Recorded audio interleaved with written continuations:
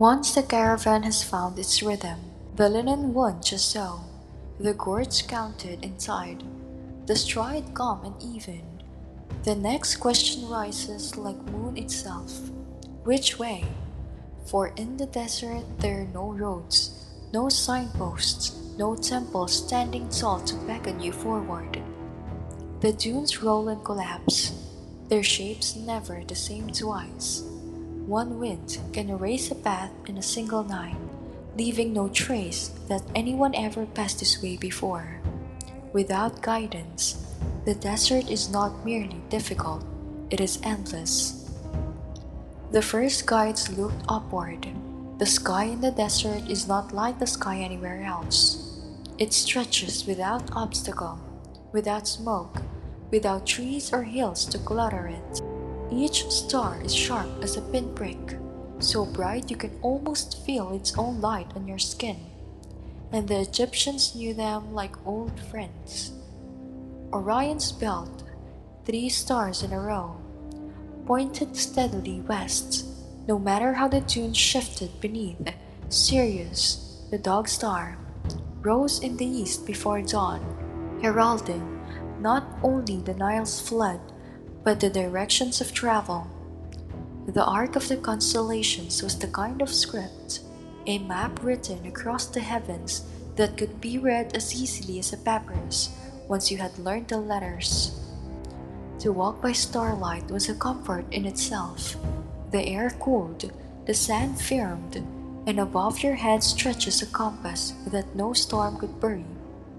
A guide might lift his hand and trace a line from one star to another, showing an apprentice how Orion's belt aligned with the curve of the Milky Way, leading towards the well at Takla or the cluster of palms at Siwa.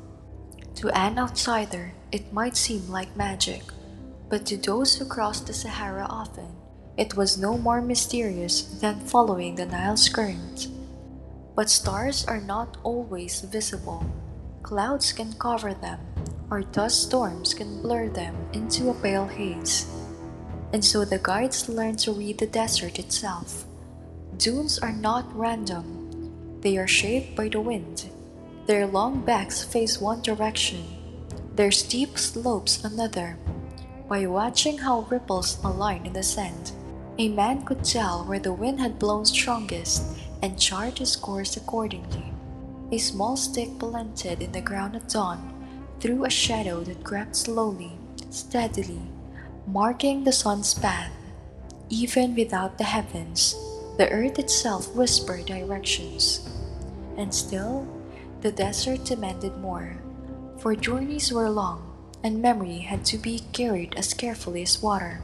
The guides marked their routes with cairns, small stacks of stone that stood out against the sand, silent markers that said, "This way."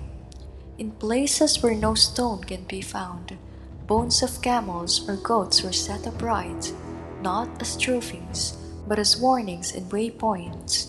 Here the water ran low. Here a storm split the caravan.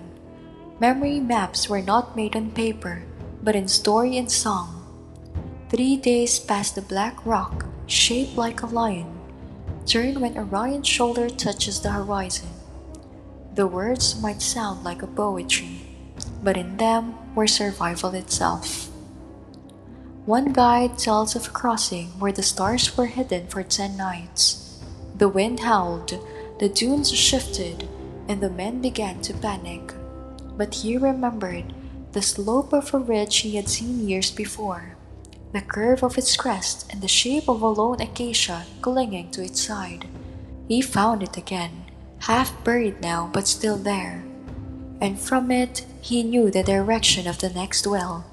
Memory, sharper than any tool, saved them.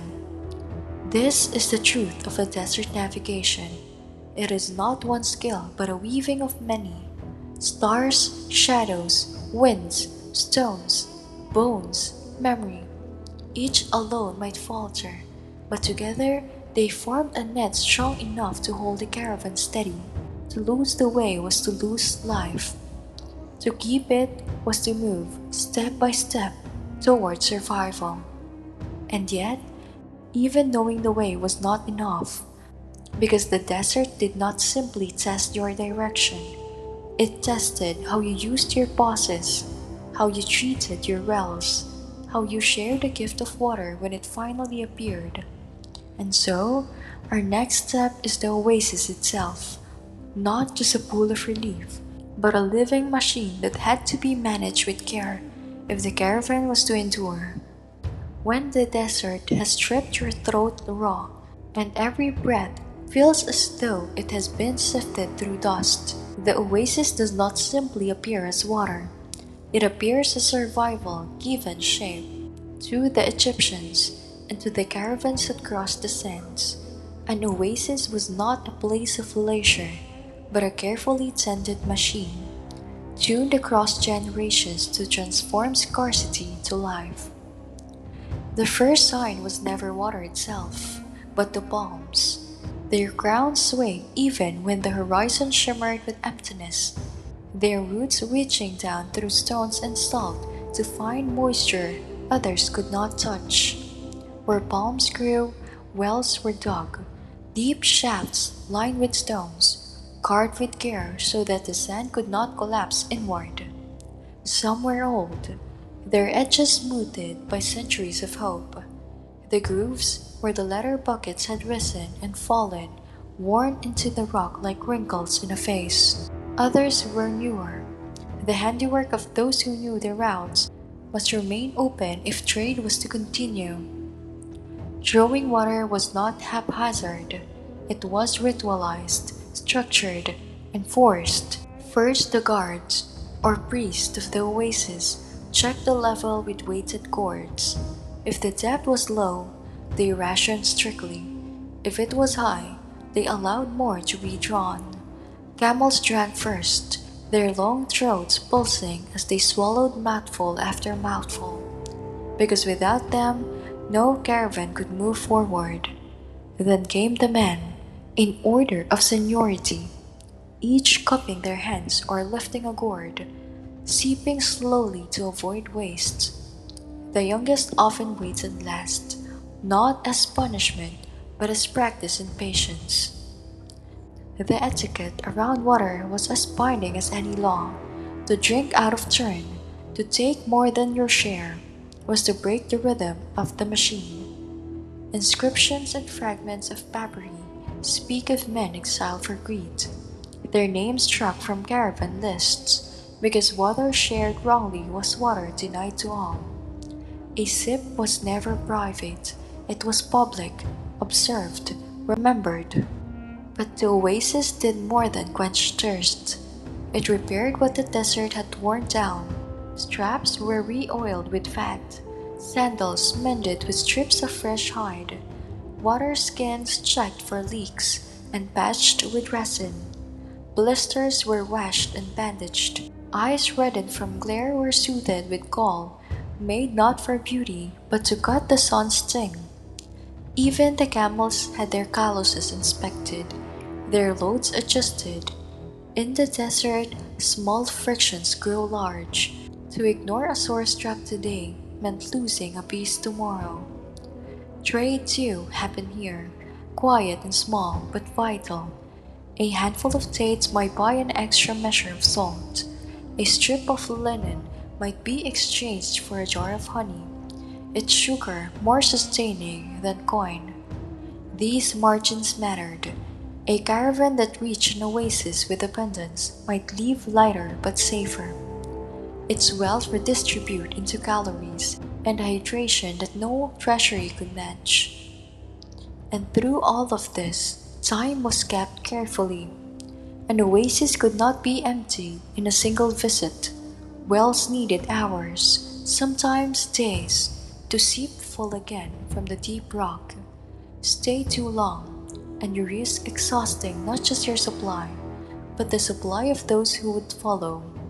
Leave too soon, and you risk stepping back into the desert with skins too light.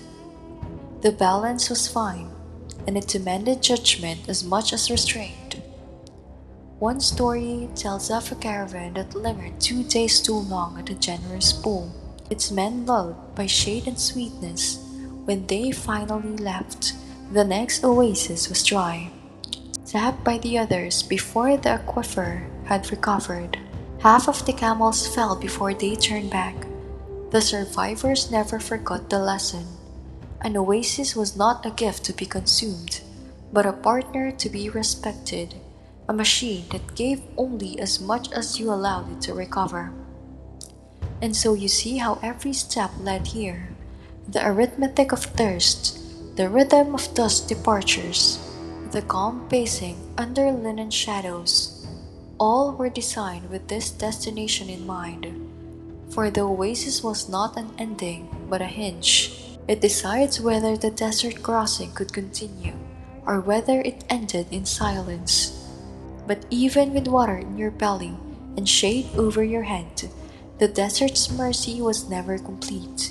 For beyond the palms and the wells waited its cruelties, storms of sand that erased the world, mirages that lured the thirsty, creatures hidden under stone, and the choices no map could solve. And so the next challenge begins. In the hour where the wind rises and the desert bares its teeth,